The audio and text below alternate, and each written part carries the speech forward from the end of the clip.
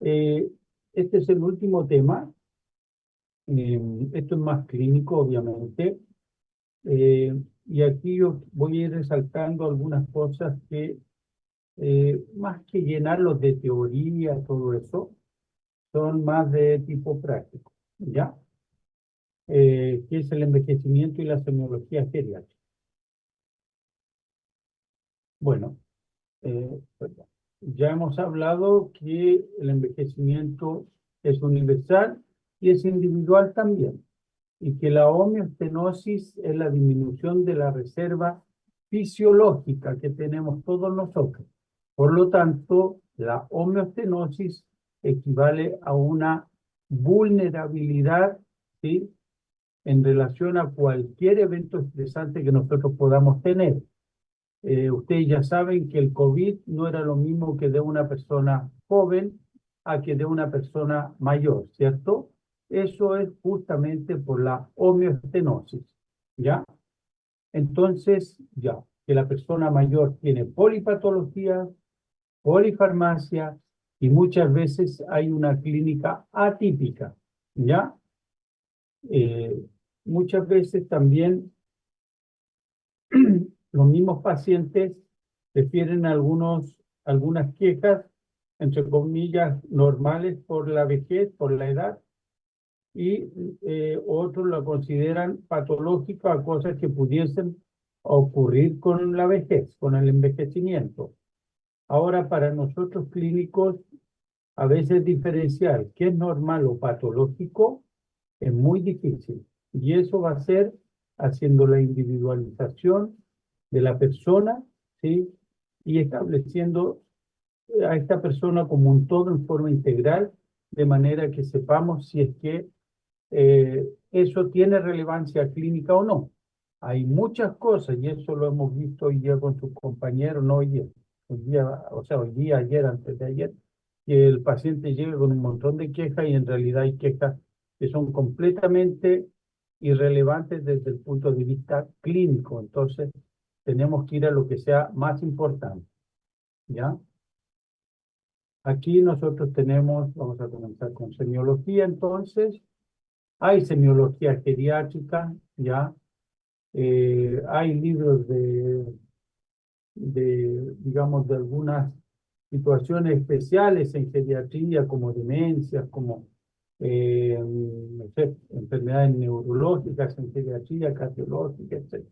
Por lo tanto, vamos a hacer un breve repaso a algunas cosas que son básicas, ¿ya?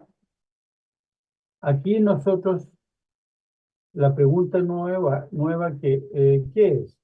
Envejecimiento o enfermedad. Aquí tenemos un audífono. Generalmente esto es debido a una presbiacusia. Eso ocurre con el envejecimiento. Aquí tenemos, si ustedes recuerdan, los nódulos de Everden y los nódulos de Bouchard, que no son por envejecimiento, esto es artrosis. Si bien muchas personas mayores las tienen, no son por envejecimiento. Bueno, una órtesis para ayudar a caminar, ¿cierto?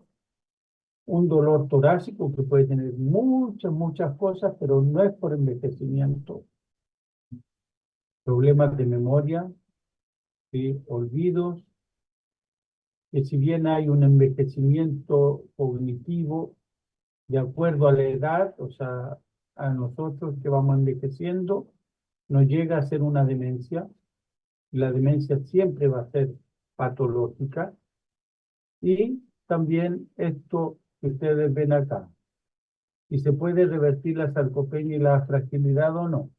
O sea, sacar a estas personas de una situación que ya están bastante deteriorados y querer que vayan nuevamente a tener mayor masa muscular, mayor fuerza, mayor desempeño funcional motor y que después prácticamente estén como antes, no se ha inventado esa fórmula, ¿ya? Acá tenemos una ficha. Esta es la ficha clínica geriátrica que utilizamos, ¿sí? donde quiero que les voy a describir más o menos cómo lo hacemos. Ustedes están acostumbrados ya a una ficha clínica padrón, donde está el nombre, donde está la edad, etcétera. Después los antecedentes mórbidos, algunos alergias, vacunas, etcétera, ¿cierto? Antecedentes familiares, etcétera. En geriatría tenemos una particularidad, que son, es, que es valoración geriátrica integral. O sea, nosotros desde que el paciente ingresa, nosotros vemos si alguien le acompaña y cuál es su relación, digamos, cuál es su parentesco o cuál es su relación social con esta persona. Y por otro lado, vemos la interacción entre los dos. Cosa que tal vez en pediatría podrían verlo ustedes, pero en otros casos, generalmente, si ustedes van dos de ustedes, el médico se va a dirigir a ustedes y el otro va a quedar tal vez con el celular viéndolo o mirando el techo, qué sé yo. Ya comenzando la consulta, tenemos el nombre completo, el RUT, la edad, ¿sí? Y el sexo. Eso hasta ahí nada nuevo. Pero dentro de los antecedentes sociodemográficos, ¿sí? Es importante considerar qué cosa. El estado civil, eso también ustedes lo ven en cualquier ficha.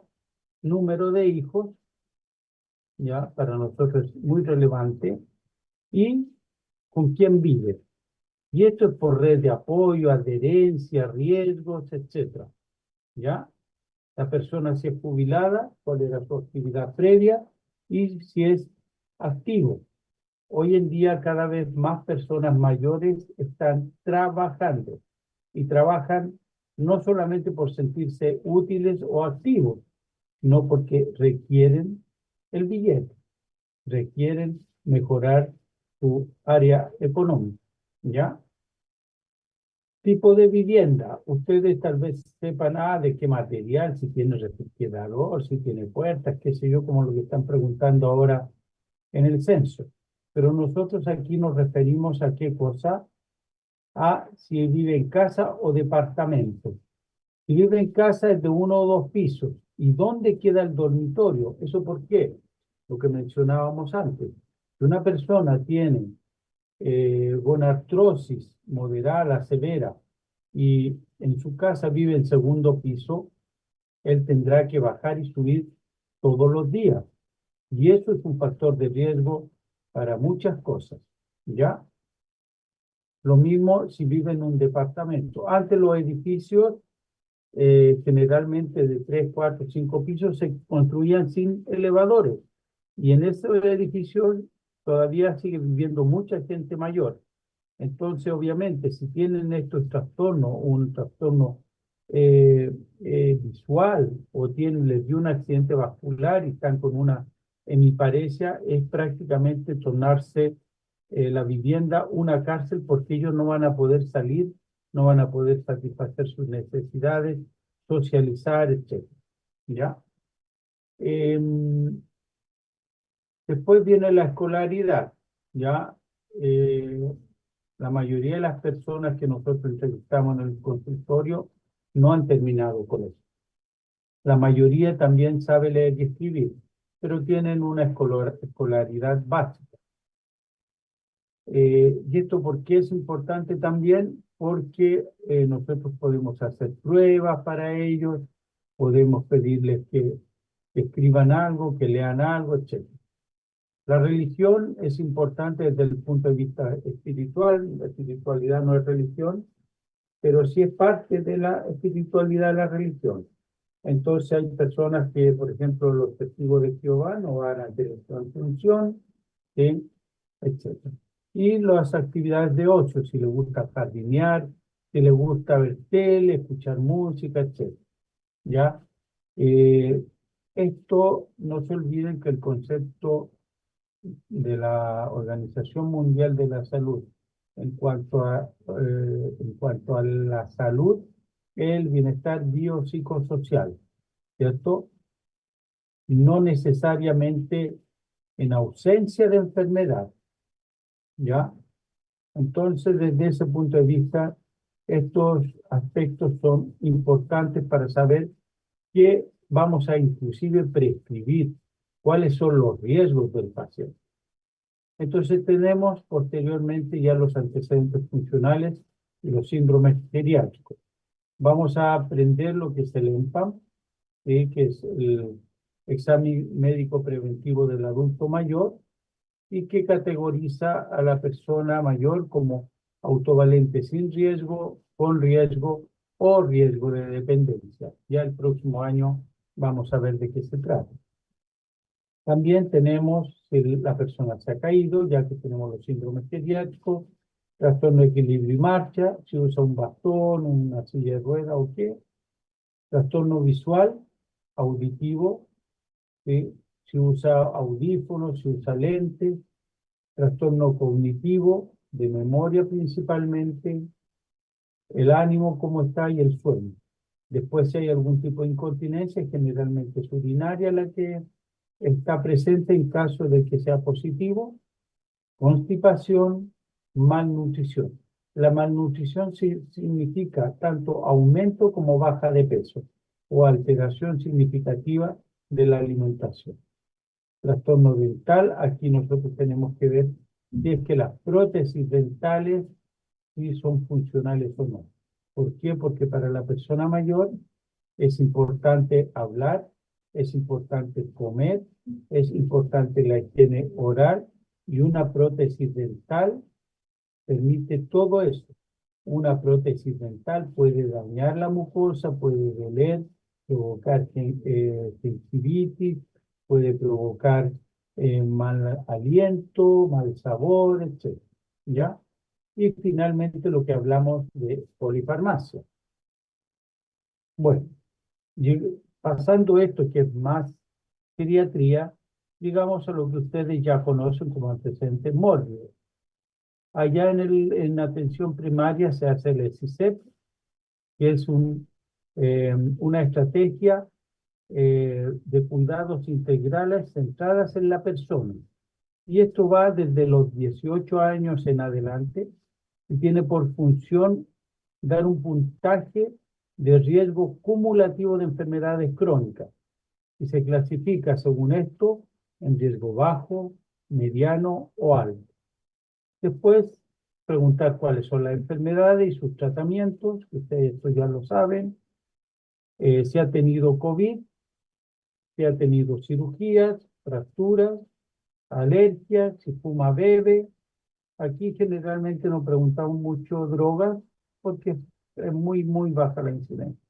Si hace ejercicio y si puede o no tener una sexualidad activa esta persona.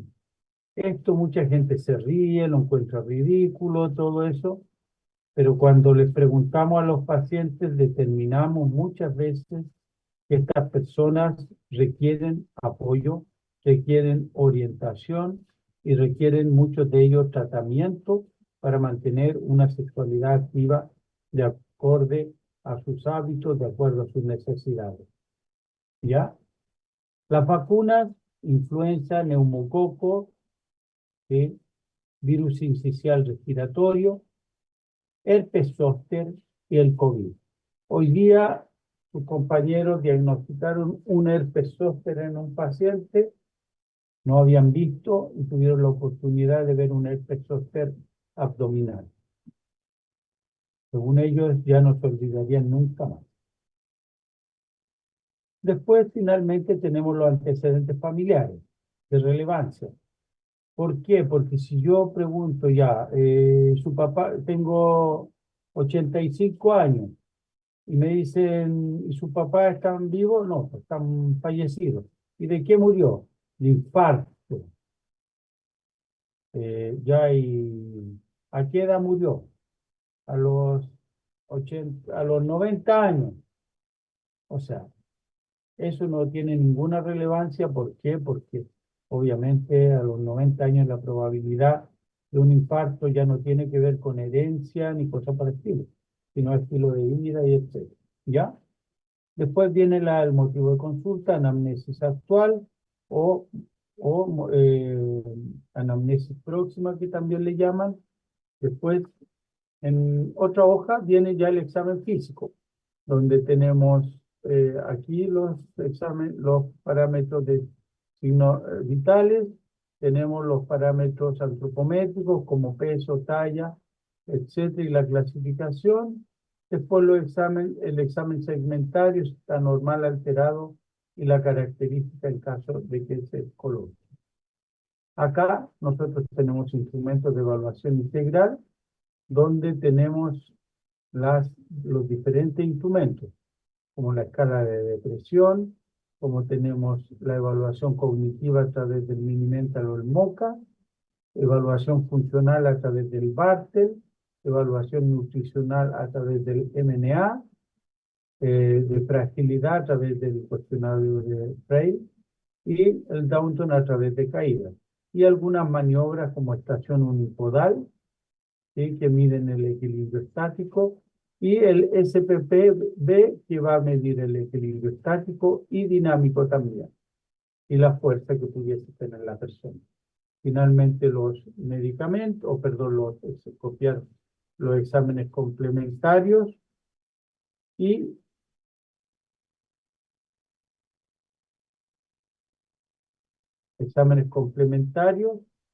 diagnóstico agudo, los crónicos, los síndromes pediátricos, si apareció alguno, y las indicaciones.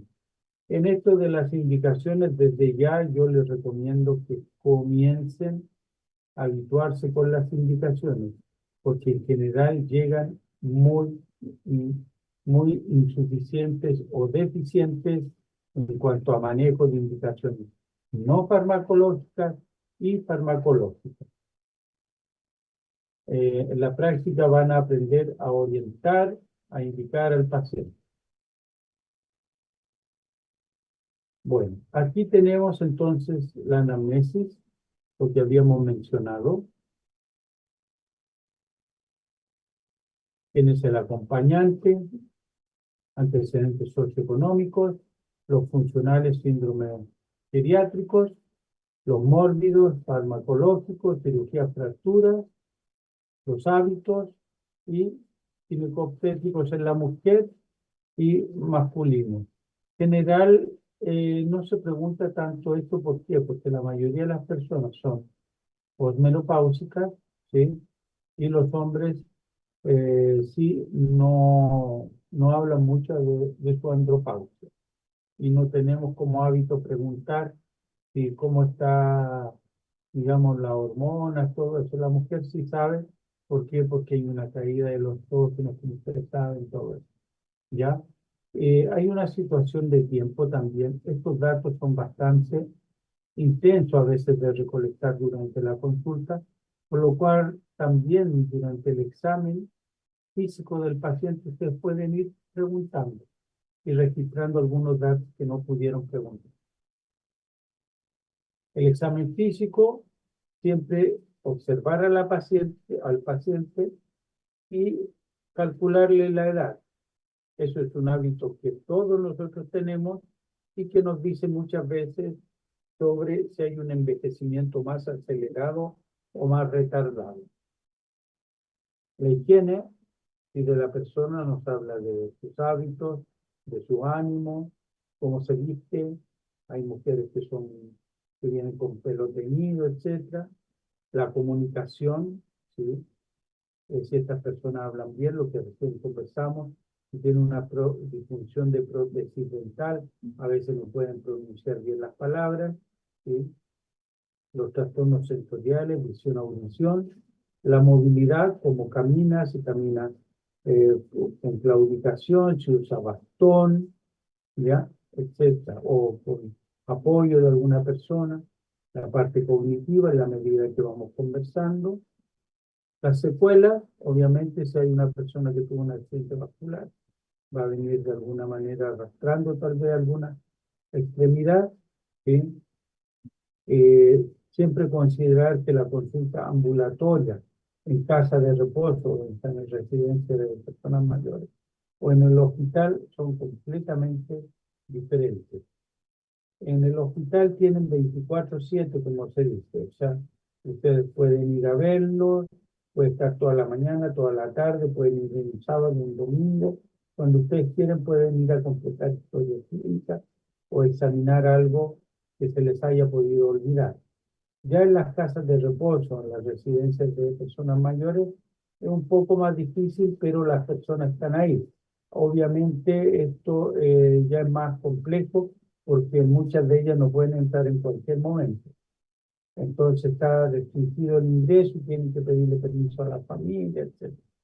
Y ya en ambulatorio, en el policlínico, ustedes tienen 15, 20 minutos, a veces menos, para resolver una consulta de una persona. Si hablan con sus compañeros, los que han pasado este año, van a ver que el tiempo se hace corto. Con algunos pacientes tenemos 40 minutos y siempre les pilla el tiempo a sus compañeros. Si ustedes han ido a centros médicos, tal vez 15 minutos, 20 minutos. Y el tiempo de consulta, como les mencionaba. Siempre hay que tener protección y consideración al paciente, ser empático. Los pacientes muchas veces tienen trastorno de movilidad, por lo tanto tenemos que cuidar que no se vayan a caer, que estén bien parados o que se sienten bien, no en el borde de la silla, etc. Como yo digo, a muchas veces el colmo del pediatra es que se le caiga un paciente. Aquí tenemos examen físico general. Antes, ¿alguna duda, alguna pregunta? Por mi parte, no, profe. Ya. ¿Alguien más? ¿Para alguien más? Ya, Sí, hay sigamos. poquito. Es que es fin de semestre, perdón, profe. No te preocupes. El examen físico general, desde el ingreso observar quién es. Ustedes ven aquí a dos personas mayores, ¿cierto? Si bien las dos se ven relativamente bien, obviamente la actitud de cada uno de ellos es muy diferente. Edad cronológica versus biológica, no hay un marcador de vejez. Entonces nosotros no podemos mirar a una persona y decir, este tiene 70 años, o esta persona tiene 65, esta tiene 80 años. ¿Ya? No existe hasta ahora un marcador biológico, ni siquiera mental, ¿sí? O biológico o social que nos dé una edad.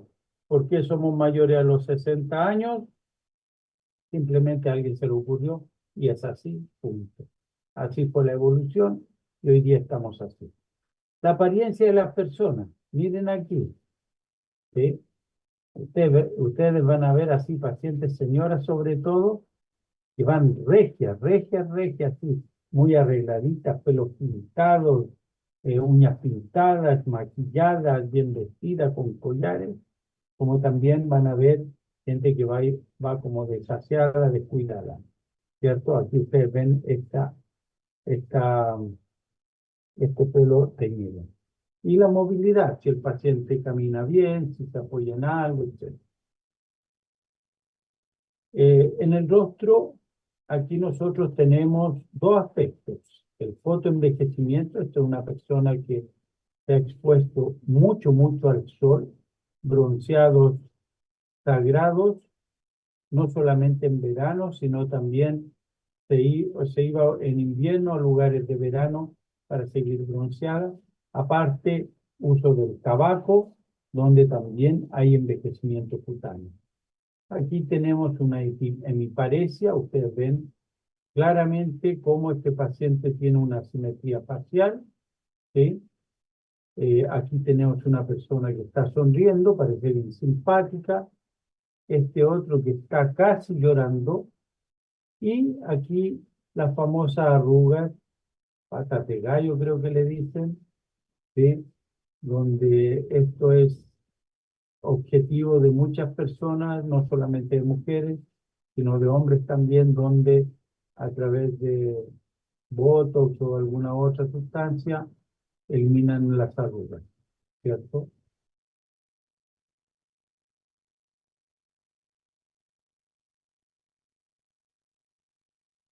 En relación a los ojos, bueno, tenemos la presbicia, que son básicamente lentes de lectura. Los vicios de refracción como la miopía o la hipermetropía, etcétera, o el astigmatismo ya vienen desde mucho antes, pero con la vejez aparece la presbicia y también un trastorno de acomodación del cristalino, donde la letra chica no la podemos ver. Y digo podemos porque estoy incluido y eso es lo que estoy usando en estos anteojos en estos momentos. Los ojos, aumento del depósito lipídico. Aquí nosotros tenemos un arco senil. Esto es frecuente y es depósito lipídico. Esto no es patológico, es simplemente un depósito. No se sabe bien por qué a unos, por qué no a otros, pero no tiene ningún significado patológico, solamente un hallazgo. Las cataratas, ¿sí? Opacidad del cristalino, esta que es más que clara. El ectropión, que es muy frecuente, hemos visto varios pacientes con ectropión, que se les caen los párpados, sobre todo los inferiores. ¿Y qué es lo que pasa? Como la lágrima no corre y drena por el conducto lacrimal, estos pacientes la lágrima se les cae por acá. Por lo tanto, son los llamados lágrimas de cocodrilo. ¿Y qué pasa? Al no haber lágrima acá, al no poder cerrar bien el ojo, ocurren irritaciones, entran impurezas, ¿sí? Hay eritema, puede haber infecciones, etc. Y aquí nosotros tenemos un ptericio. Este ptericio, ustedes lo conocen, son en general en conjuntivitis crónicas, donde aparece una carnosidad que va cubriendo, ¿sí?, la córnea. ¿Ya? Esto muchas veces da problemas para ver en la visión periférica, por lo tanto se llega a operar. Aquí dentro de lo que decían estos del cristalino, sí, el diámetro de la pupila disminuye, pero no significativamente, ¿ya? Pero aquí usted están viendo los trastornos visuales. De las orejas y de la audición. Aquí ven los oídos, aumento del grosor del tímpano, disminución de la eficiencia y la elasticidad de los huesos. No se olviden que los huesos se esclerosan también. Es como que tuvieran una artrosis, ¿ya? Entonces ya las articulaciones de los huesillos del oído medio ya no son tan elásticos, tan móviles, por lo tanto puede tener problemas de audición también por eso. Hay atrofia del órgano en general, neuronas cocleares disminuyen, del utrículo y sáculo también, y los otolitos disminuyen en tamaño y número. Los otolitos son sustancias, ¿sí?, que ocurren en la endolinfa, en el oído interno, donde son las que al movilizarse en los canales semicirculares van a provocar las vibraciones y por lo tanto el equilibrio. Con esto nosotros vamos a tener la percepción de la posición, etc. Pero a veces estos se desplazan, ¿sí?, y no cumplen bien su función y dan lo que es el vértigo postural paroxístico benigno, ¿ya? Hay aumenta de la sordera de conducción, más que sordera de la hipoacusia de conducción, con la autoesclerosis que hablamos. Hay pérdida neurosensorial a través de las vías neurosensoriales, ¿sí?, en la audición. Detección de la gravedad, disminuye el utrículo y sáculo y cambios de velocidad y rotación o de posición. Aquí nosotros vemos hipoacusia, personas que usan audífono, ¿sí? Nosotros vemos acá un tímpano normal. Esta es la inserción del tímpano a nivel del mango del martillo. Está el cono de luz. Acá nosotros vemos un tapón de cerumen. Aquí una perforación timpánica y esto se llama otoesclerosis, un engrosamiento timpánico, ¿ya? Y también de los huesecillos también está aquí. y el signo de Frank. Esto lo puse más como esto cuando los lóbulos de la oreja tienen un surco así transversal como lo ven acá. Esto se ha descrito que estos pacientes podrían tener un alto riesgo cardiovascular. En otras palabras, alto riesgo de infarto. ¿Ya? Han habido asociaciones hoy en día, si bien se puede decir que se considera, no es lo que realmente, o sea, no hay una correlación como se pensaba antes. Ya, por lo tanto, si ven esto, piensen en cardiovascular, alértenlo para que sea algún examen, pero no necesariamente es patognomónico. Profe, ¿Ah? ¿y sabe por qué pasa eso? O sea, es que me cuesta entender como algo en la oreja va a ser como cardiovascular. ¿Cómo saben? ¿O qué como lógica hay detrás? Si es que saben. Ya. O sea, mira, no se sabe bien la correlación exacta, pero lo que sí se sabe es que de alguna manera son alteraciones morfológicas que van ocurriendo con la edad y que también podrían tener alteraciones morfológicas en el desarrollo fetal, ¿ya? Entonces, pero como digo, no hay una correlación directa, no hay, por ejemplo, esto aumenta el riesgo cardiovascular, pero no significa que, por ejemplo, te va a aumentar el riesgo de un infarto de pared inferior o te va a dar una fibrilación auricular o algo así, sino que esto estuvo más relacionado con infarto, pero hoy en día es más un hallazgo que, si bien- o sea, no ha sido cero la asociación, ¿ya? Es un dato curioso, no sé más de lo que te estoy diciendo. Yo he buscado, inclusive con los becados, hemos tratado de buscar una explicación y no la hay. ¿Y esto por qué? Porque es tan raro, pero ¿qué hay? Hay. Yo he visto ya 2 o 3 personas con estos trazos en toda mi vida y solo a una la pude relacionar con algo cardiovascular, ¿ya? Pero las otras dos no, Ya, comprendo. ¿ya? Sí, Ahora, muchas gracias. nariz, boca, tenemos la macroglosia. ¿Alguien se acuerda de dónde es la macroglosia? ¿Qué patología? Hipotiroidismo. Exactamente, ¿ya? Macroglosia, aquí tiene una periodontitis, ¿sí?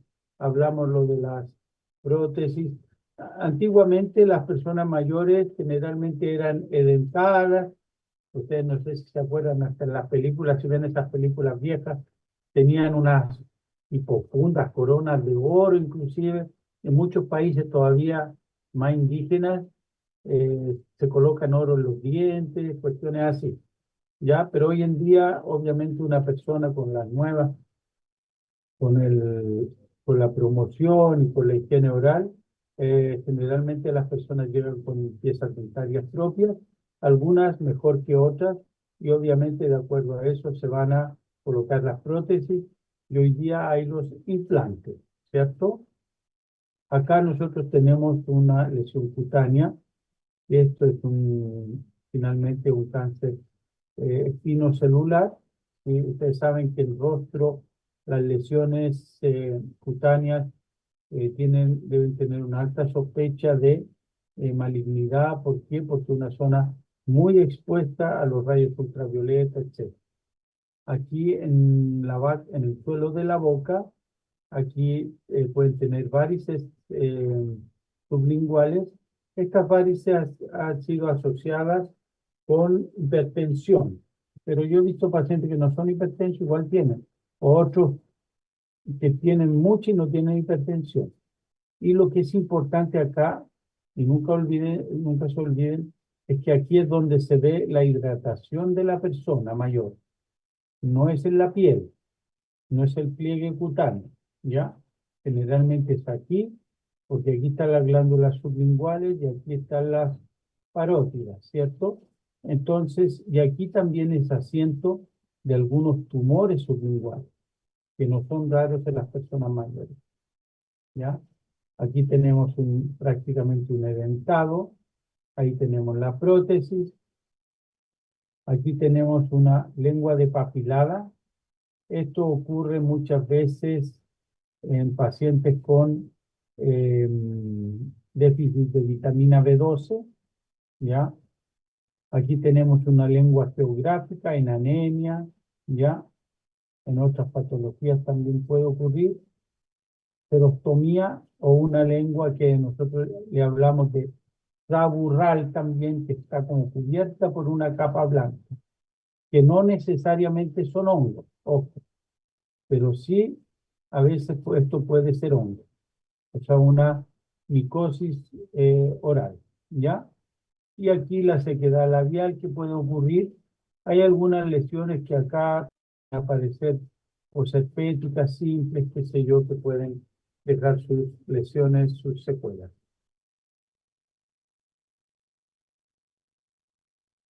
Ya pasando a cuello, tenemos un bocio, esto no lo van a ver casi ya. Es muy difícil palpar tiroides y prácticamente el bocio ya casi no existe. Acá tenemos las adenopatías, ingurgitación yugular, el soplo carotidio y la cervicalgia o cervicobraquialgia, como ustedes han visto, las maniobras como para hacer, ver si es que hay alguna radiculopatía, ¿cierto?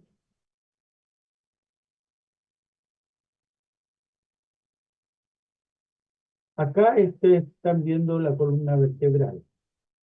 Estos compañeros, puedo decirles que llegan a sufrir a momentos porque cuando hay este tipo de cifoescoliosis o simplemente una escoliosis severa, hay una asimetría del tórax, por lo tanto, aquí la oculta es una y aquí es otra.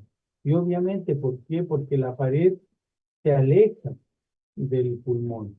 Entonces aquí se puede escuchar una cosa y aquí otra, ¿ya? Pero tienen que tener el cuidado, ¿sí?, de considerar esto al momento de ocultar o percutir. Aquí, bueno, la palpación de mama siempre, eh, independiente de que si estamos en medicina interna, hay compañeros de ustedes que han palpado mamas, ¿sí?, en relación a posibles nódulos o mastalgias que ocurren, ¿sí? ¿Por qué? Porque hay que hacer medicina general y es parte de, ¿ya? Ya saben, la semiología se hace por cuadrante, en forma circular, en forma centrípeta, etcétera, y bueno, acostada, sentada, o sea, sentada con los brazos en la jarra, etcétera. Bueno, el dolor torácico, ¿sí? Caracterizar, hoy día tuvimos dos pacientes donde sus compañeros fueron a investigar sobre dolor torácico, ya ninguno era típico cardiológico. Hay que hacer diagnóstico diferencial. Por ejemplo, una paciente tenía dolor torácico, pero tenía una esternocondritis, ¿sí?, o costocondritis, en el sentido de la articulación del esternón con las costillas, ¿cierto? Que también duelen a los ejercicios, etc. Y aquí tenemos la tos, que los mecanismos que no siempre están bien. Ya pasando a la parte cardiovascular, un poco más detalle. Ustedes van a llevar el próximo año, van a llevar cardiología, ¿sí? Tenemos que los vasos aumentan la rigidez. Es el primer concepto que tienen que saber qué ocurre con la edad. Disminuye la vasodilatación, aumenta la presión sistólica. Aquí quedó bajito esto.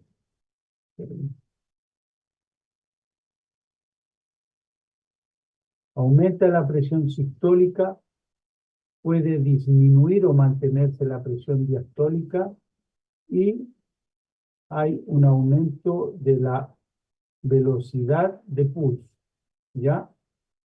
Aquí ustedes ven cómo, ¿sí?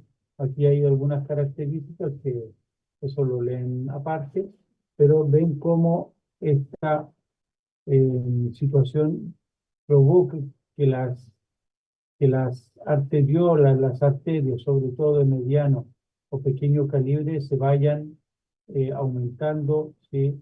Las capas, por lo tanto, al final hay una menor estrechez, menor dilatación.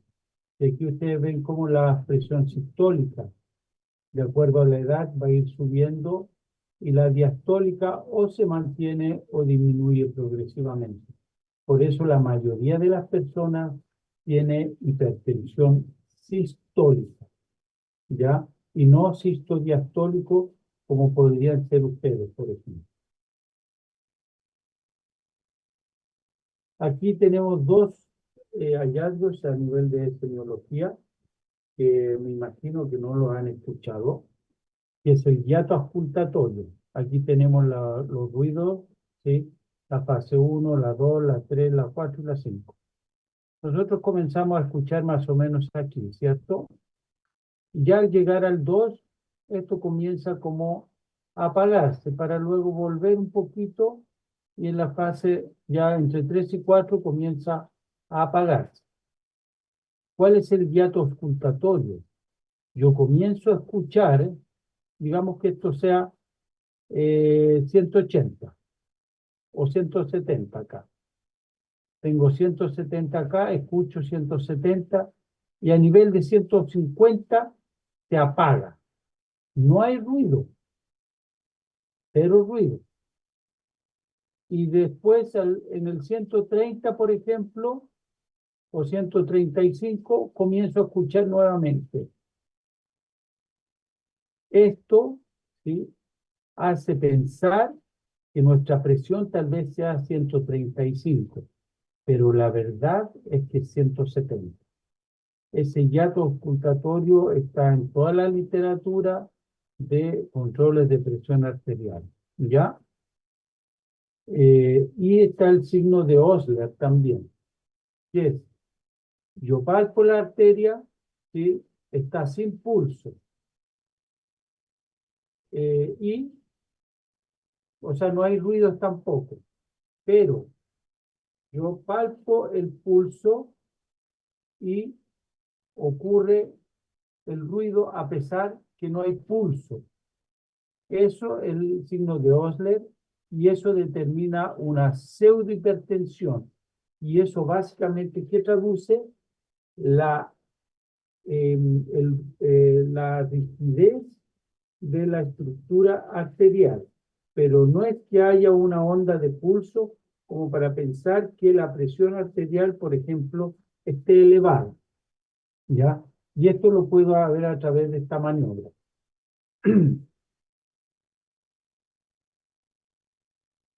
¿Qué les iba a decir? Bueno, saben que la presión arterial se debe medir en ambos brazos, ¿sí? Lo ideal. Y si está en un brazo, o sea, y si hay diferencia entre ambos brazos, se debe considerar la mayor, ¿cierto?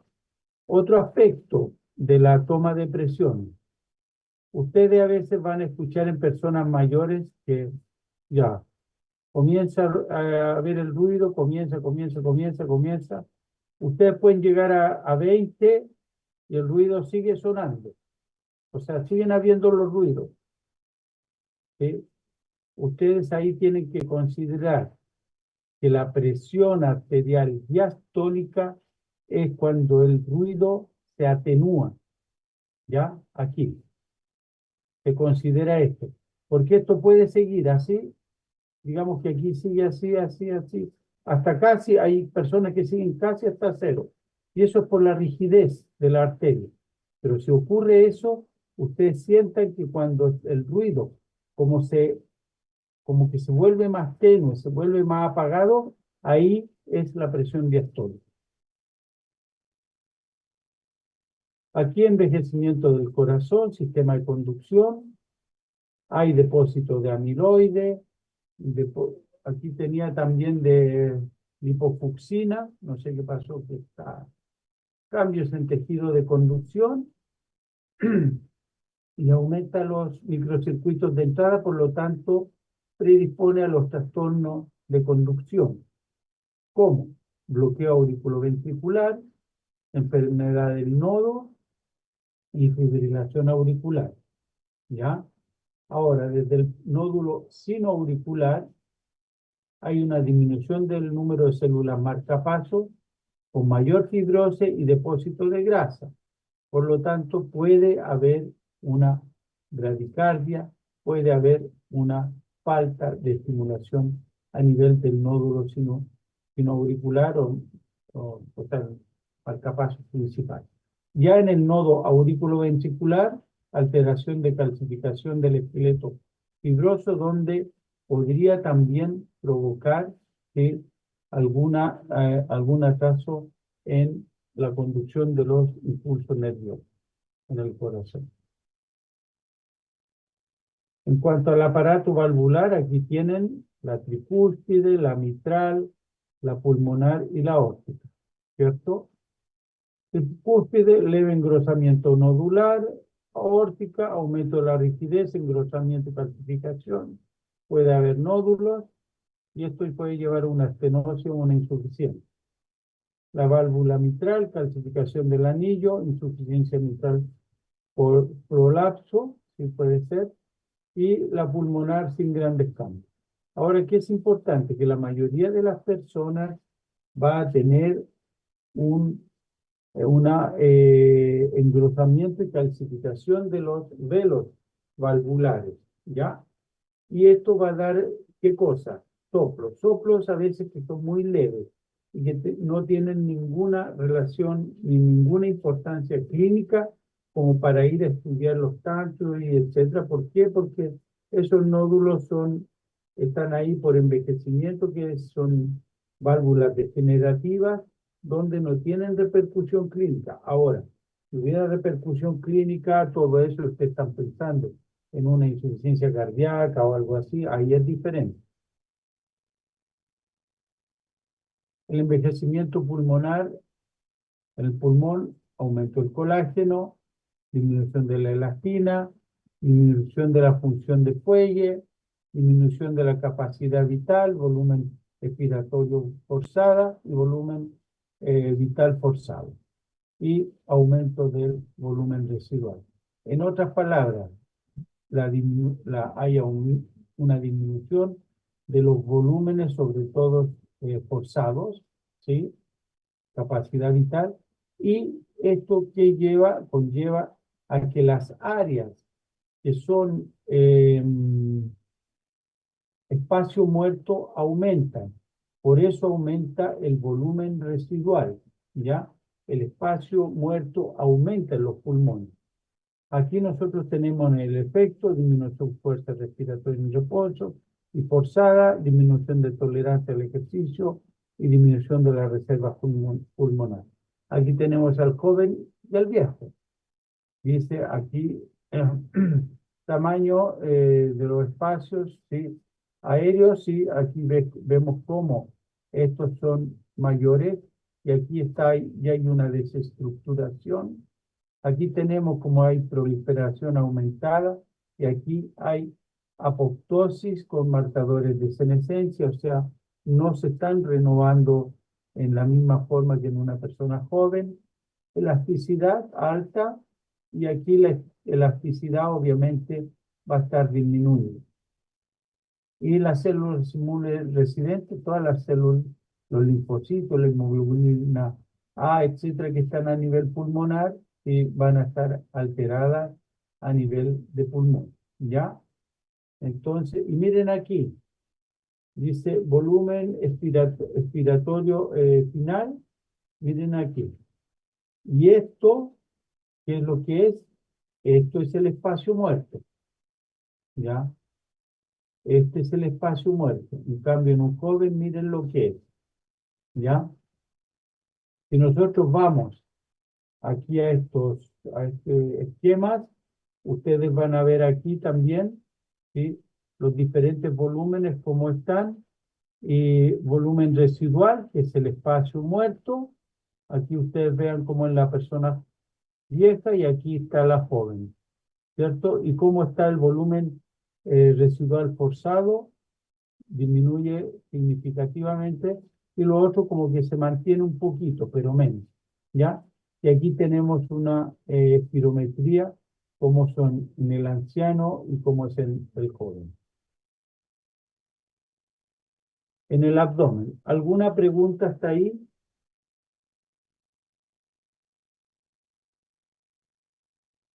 No, ¿No?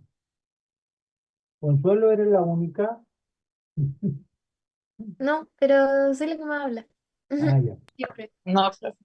ya, ok. Aquí vamos a ver el estómago, ya el digestivo.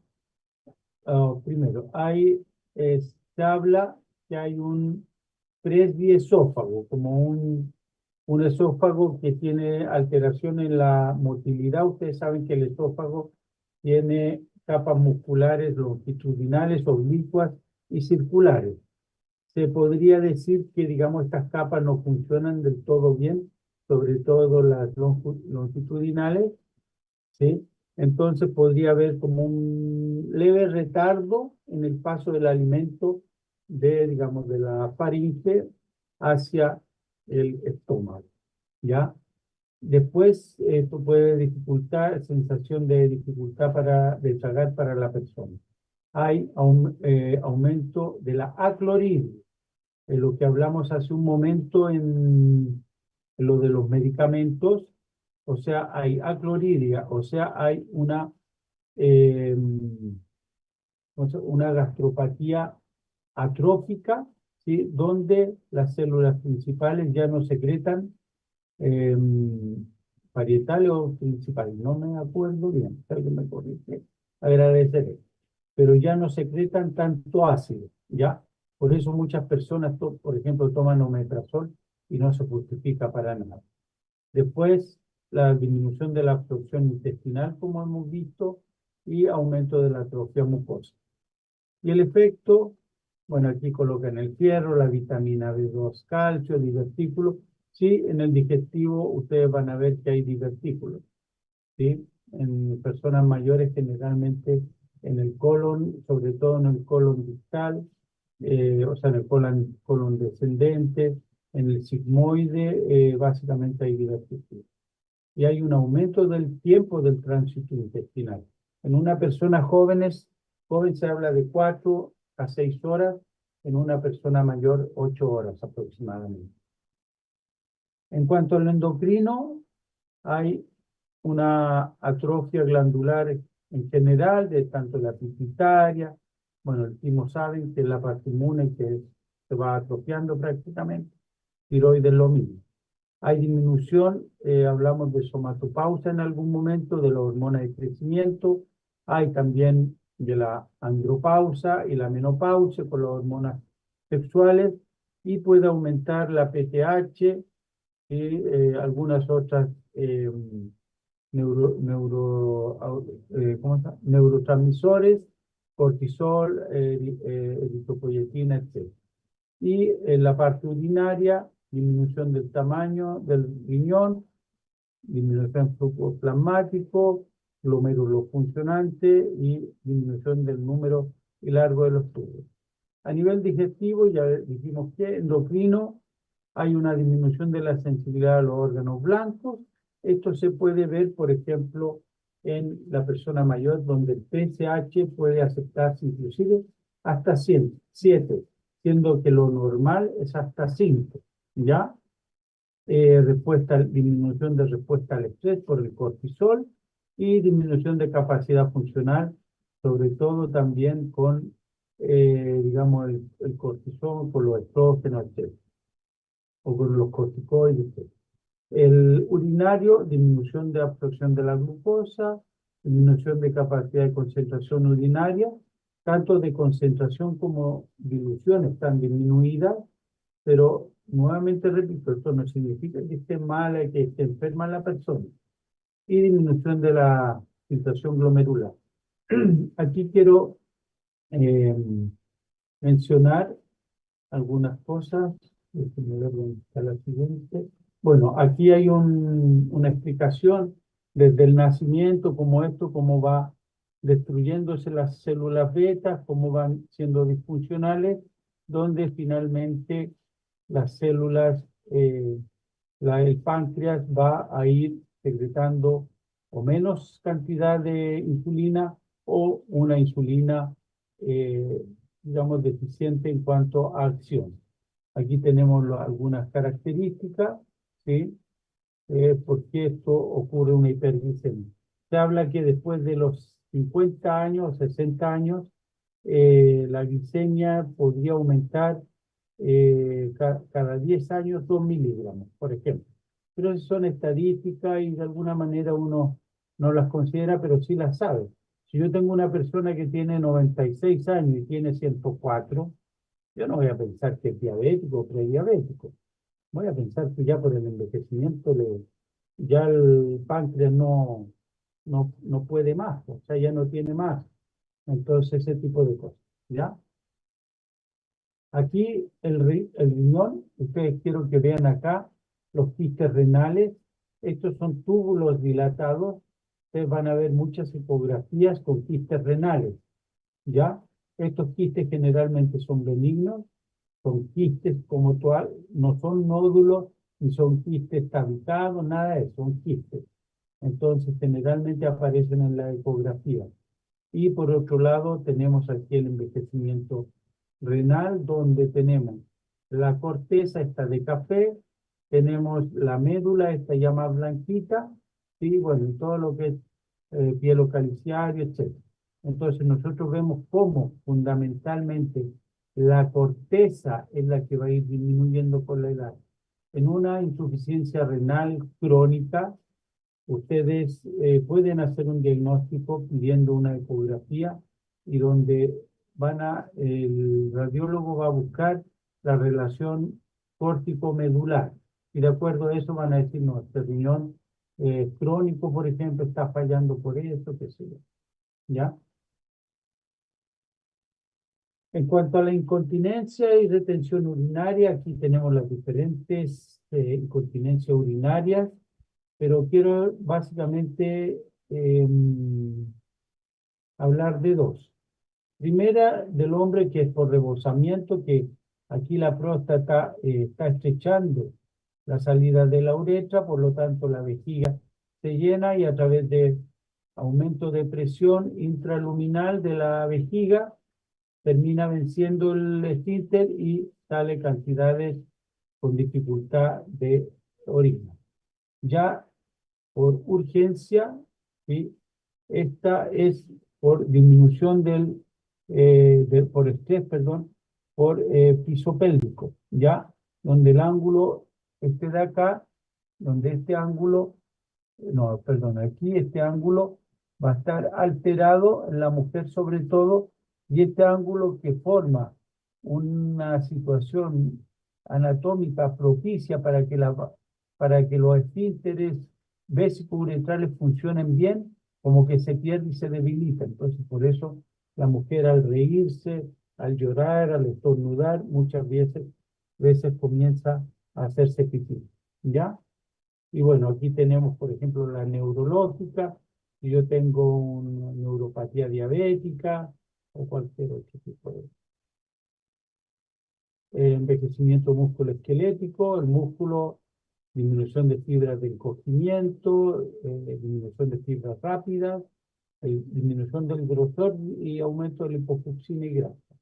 No se olviden que hay, eh, enseguida les voy a ver, atrofia tecidual, de esto, disminución del tono, la contractilidad y disminución de la fuerza. Aquí usted tiene la sarcopenia. Esto es una persona joven y una persona ya de edad, donde la disminución de la masa es considerable. Esto nos pasa a todos. Ahora, ¿qué más puede pasar aquí? Una liposarcopenia, ¿ya? Ustedes ven que aumenta el depósito de grasa en los músculos. esto se infiltra más de grasa y lo hace al músculo aún más débil. Ya a nivel de hueso hay aumento de la rigidez articular, disminución del cartílago articular y de la densidad ósea. Entonces, provoca disminución del rango articular, la velocidad del movimiento articular y de la resistencia ósea. Aquí les puse esto, que es una persona joven, una persona ya más adulta y una persona ya más persona mayor, donde nosotros vemos cómo los cambios con el envejecimiento en la columna van ocurriendo. ¿Qué ocurre? Por ejemplo, a nivel de cuerpos vertebrales, hay disminución de la densidad ósea, como también del contenido de agua. Y esto, los discos también van alterándose y entre una vértebra y otra, estas se van como acercando. Por eso todos nosotros vamos a ir bajando de altura con el envejecimiento. Miren este tórax, miren este y miren este, ¿cierto? La columna se va haciendo cada vez más estrecha. Aquí nosotros tenemos la osteoporosis famosa, un hueso normal, bonito, y esto es una osteoporosis, donde las trabéculas, o sea, el hueso de adentro, no la corteza, es la que sufre estos quiebres de estos puentes que se van rompiendo por disminución del calcio, fósforo, proteoglicano, etcétera, etcétera.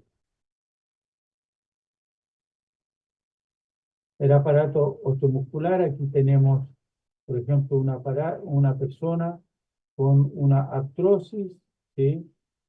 Los nódulos de Everden. Aquí tenemos una fractura de fémur con un acortamiento de la extremidad y rotación externa. Y aquí nosotros tenemos una lesión por presión, ¿cierto? ¿Por qué? Porque, bueno, la piel también está más debilitada, disminuye el grosor y hay un colágeno ineficiente. Y aquí ustedes ven cómo esta piel, con los cambios tróficos que vimos hace un momento, es más susceptible a la isquemia y a la lesión que puede producir un apoyo prolongado. Ya estoy terminando.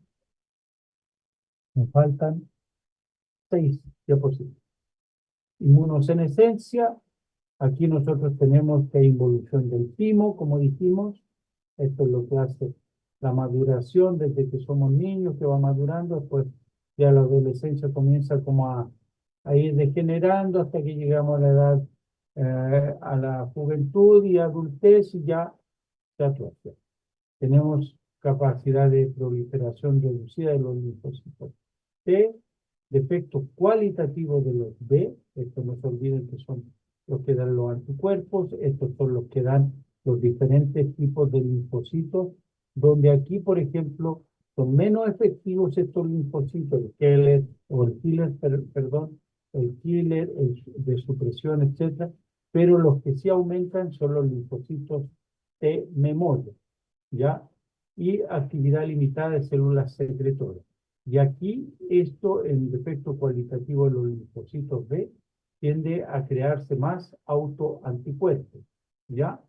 Aquí tenemos inmunes, disminución de respuesta primaria y secundaria, disminución de función de células T, células de células T memoria aumenta también, y los anticuerpos autoinmunes también. Hay disminución de disfunción inmune, es lo que se llama inmunosenescencia que dice acá. Disminución de respuesta a nuevos patógenos, o sea, les cuesta aprender a identificar nuevos patógenos, pero sí lo que les decía, los, los T memoria todavía persisten, a pesar que en menor cantidad, ¿ya? Y los linfocitos, aquí los células killer y citoquinas también disminuyen, pero ellos continúan funcionando.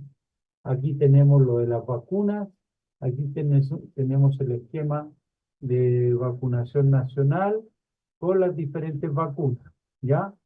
Aquí campañas de inmunización, aquí tenemos la Neumo 23, tenemos la COVID, etc., ¿ya? Esto obviamente lo deberían saber qué vacuna se lo coloca a las personas mayores. El sistema nervioso ya, las neuronas, ustedes todos saben que disminuye nuestro cerebro en tamaño, en peso, en neuronas, ¿sí? El líquido cefalorraquídeo, el espacio del líquido cefalorraquídeo, los ventrículos se ensanchan porque el tejido, la materia gris disminuye, ¿cierto? Hay una alteración de la conexión axón-dendrita, ¿sí? Entonces, aquí tenemos que el peso, volumen disminuye, la materia gris, la materia blanca, ¿ya? Y las causas, bueno, por qué ellas disminuyen. Acá tenemos lesiones elementales, como los pigmentos lipídicos, degeneración neurofibrilar. Esa está relacionado mucho con neurodegeneración y enfermedad de Alzheimer, ¿cierto? Aquí está el hipocampo, el núcleo amigdalino, las placas neuríticas y el amiloide. Y disminución de los neurotransmisores y sus receptores, como vimos en la parte de farmacología. Aquí tenemos dos imágenes, un cerebro joven y un cerebro envejecido. Ustedes ven que siempre hablan de que el cerebro tiene como forma de nuez, como una semejanza a la nuez. Bueno, esta nuez es como cuando abrimos una nuez y está viejita, es más o menos así. Y cuando abrimos una nuez y está enterita, bonita, es así. Aquí nosotros tenemos ver cómo es la involución cerebral en la medida que se va mostrando acá. Ustedes van viendo cómo, tanto aquí en el espacio frontal sobre todo, o epidural, y los ventrículos laterales, cómo estos van aumentando en la medida que avanza la edad, ¿cierto? Miren aquí cómo va. Aquí esto se llama leucoariosis y obviamente esto ya nos puede sugerir tranquilamente que hay una neurodegeneración patológica, ¿ya? Aquí podría estar comenzando, pero ahí se hace seguimiento. Sistema nervioso, temblor, rigidez, parkinsonismo, tenemos también la espasticidad en algunos accidentes vasculares, la cefalea, ¿sí? El trastorno mental, no olvidemos la depresión, el insomnio, la ansiedad, etcétera, y la demencia, que es bien conocida. Eso en relación a semiología física. Y brevemente los pruebas, los cuestionarios, exámenes complementarios en las personas mayores, ¿sí? Tienen que ser cuestionarios validados. Hay algunos laboratorios, ¿sí?, que los resultados son con valores de normalidad diferentes, ¿ya? Entonces, aquí hay que adecuar a ver qué edad tiene el paciente y qué tipo de examen se le está pidiendo. Tal cual, hay edades, digamos, en pediatría o en las mujeres en relación a las hormonas sexuales, todo eso, o los momentos en que se toma la muestra, también en las personas mayores hay momentos diferentes. El electrocardiograma, la monitorización ambulatorial de la presión arterial, tiene ciertas dificultades en realizarlo, en aplicarlo, ya sea porque el paciente no quiere o el paciente tiene un deterioro cognitivo o le aprieta mucho, tiene una hipertensión, digamos, el etapa 2, donde está alta la presión, le aprieta y la persona mayor va y se lo retira. Imágenes, la colaboración, alteraciones intrínsecas, lo que significa la resolución, por ejemplo, en la imagen. Ustedes saben que una neumonía radiológicamente puede demorarse inclusive hasta dos semanas más o menos en que los infiltrados que se veían a un principio puedan desaparecer. En la persona mayor eso puede llegar hasta demorarse un mes. No se olviden que en neumonía ustedes van a tratar al paciente, la clínica y la radiografía los va a apoyar. No porque vean secreción a nivel de pulmones y que clínicamente escuchan, van a pensar que realmente lo hay, ¿ya? Bueno, hay que ver la autonomía de la persona, si puede decidir por él o no, ¿sí? En caso, por ejemplo, de demencia, ¿sí?, o trastornos digamos, más de tipo un síndrome constitucional, que es ocasional, que es temporal, y aspectos bioéticos como hacer o no, cuándo no hacer, ¿ya? Entonces, desde ese punto de vista tenemos que tener los cuidados y los conocimientos necesarios para no caer también en diatogenia o instalar, por ejemplo, tratamientos no llegar a un ensañamiento terapéutico. En los tratamientos no se olviden no farmacológicos y los farmacológicos. Son exactamente iguales que las personas jóvenes. La diferencia es que aquí hay muchas patologías, muchos medicamentos también. Y aquí en cuanto a lo no farmacológico, a veces hay muchas limitaciones. Por ejemplo, que haga ejercicio si la persona está con un accidente vascular o tiene una artritis severa, etc. ¿Cierto? Finalmente, esta foto, donde siempre considerar la persona que le acompaña como una fuente de información, como una red de apoyo sanitaria.